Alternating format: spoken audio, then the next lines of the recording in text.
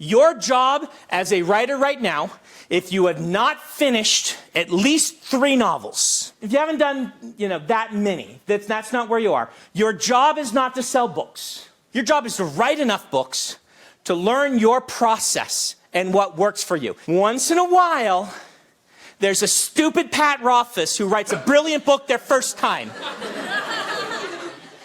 And then revises it a ton, because he did. Harry Potter was the first book, Twilight was the first book, Name of the Wind was the first book. Launchers was my 6th, Mistborn was my 14th. I find a lot more of those than I find of your first book, and most of the people I know whose first book got published kind of wish that they had then written several more books before they published it, so that when they published that first book, they already knew their style, so that when the weight of deadlines hit them, they already were practiced at consistently writing. So that video right there is really why I'm making this video right here. Cause it really sparked the question for me is what does it take to become a best-selling author? There's a video I've seen before this where it says, oh, it takes only selling like 6,000 copies to become like a New York's best-selling author. And then this video right here, at first when I saw that one, I was like, really? Just 6,000? I was like, okay, a lot of people could become that. But then when I saw this video from Brandon Sanders, I was like, okay, this really put things into perspective of what it takes to become a best-selling author or an author at least that people remember. Because there's best-selling authors that people don't remember at all afterwards.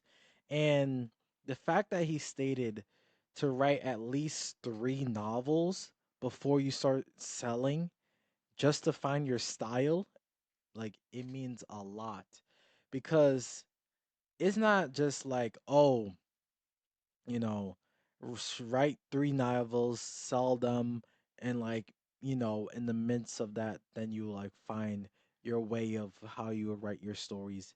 It's like, no, he's talking about like you're in the shadows, you're locked in, like no one knows you, and you're writing 3 novels, like fully completed stories, like from outline to final draft.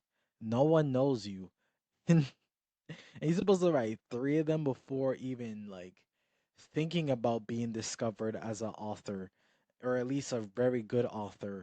And for some of us, like that takes us years. If you think about it, that takes years. You probably could think of a story right now that you probably thought of like 5 years ago that you haven't even finished the first draft, you know, pointing to myself.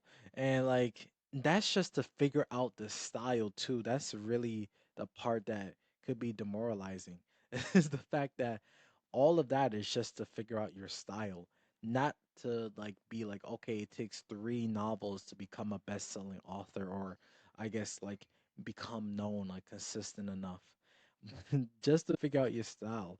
And the number one thing that popped into my head after seeing this video is this video did not like discourage me at all. Came to it just brought me to the realization that you will have to be an author in order to become an author. Do you understand what I'm saying? You have to be an author before you could become an author. And this is what I mean. I wrote this down. So this means implementing the habits, consistency, the dedication, the commitment that is required to become a best-selling author early on. So I'm starting to realize what it takes to become a best-selling author is you have to kind of like treat your story as if it's a best-selling story before it becomes a best-selling story. It's kind of like if you've seen this in the Bible, it's like you have to ask, then you have to be, and then you will have. So first, you gotta act. So you gotta know what you want. If you want to be a best-selling author, then you go into the next step, which is be. And in order to be the next author, you already have to implement the actions of it, the habits, like I mentioned before, and then you will be it. You will have it. You will have that title of being the best-selling author. So this leads to another thing too. Like this is more like a life in general sense. instead of like being an author or storytelling is, I always hear that, like, how to manifest and get what you want in life and how to attract things, a law of attraction, you know? And one thing I heard recently that's starting to resonate with me is you don't get what you want, you get what you are. That's what I learned. You don't get what you want, you get what you are. And that's why you have to implement these habits, the commitment of being a best-selling author before you become a best-selling author. Because once you become it, like becomes your core being, is that's when the universe, I guess, will recognize that like that's who you are. So that's what makes being an author so difficult is the fact that you kind of have to treat yourself. It takes a lot of self-belief. You got to treat yourself that you are before you become that thing. And it requires a little bit of delusion in a sense. But heck, that's what it takes, and that's what it takes. And if this like discourage you at all, like, oh, you gotta write 3 novels, oh, you gotta do this and that, figure out your style. And it might take years for a lot of us, honestly. And if that discourages you, then heck, you got to ask yourself, why do you want to write in the first place? Why do you decide to become an author in the first place? Why you wanted to write that story in the first place? Because then that will help determine, like, okay, if it's a deeper why, then it could bear anyhow. I know you heard that before.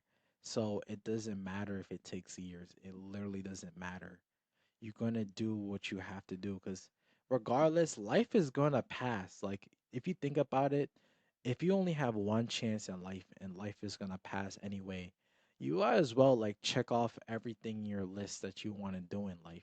So regardless if it takes you 10, 20 years to become that best-selling author that you want to be, then if you achieve it at some point in life, wasn't it worth it regardless?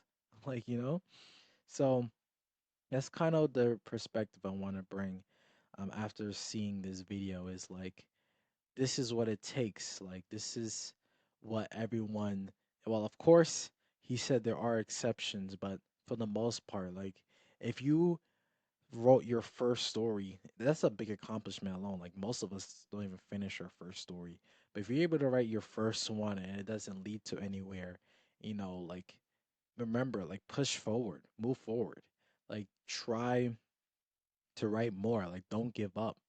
Because like he said, most people he know, they write like at least 3 novels before they even find some recognition or find their footing with their style.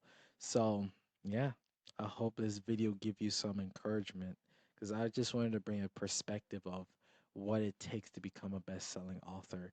This video was a little bit all over the place a little bit. I'm not gonna lie, but yeah. If you need help with your outline at all, like let's say with ideas, suggestions, things like that, you could click the link down below to book a consultation call with me. You can also click the video here or there, and that will also give you an idea of what my consultation calls are like, things like that. But yeah, I hope you enjoy. I hope this doesn't discourage you to make and write your novel. And honestly, there's one thing I disagree with. I would publish my first book, my second book, my third book, regardless. Like, heck, even if I haven't figured out my style, like, you never know. Like, I would publish all the stories I ever written. I would do that for sure. So yeah, once I finish my first book, just gonna publish it and like see what happens. So I hope you do the same. So yeah, thank you for watching. Hope you great have a great rest of your day. Thank you.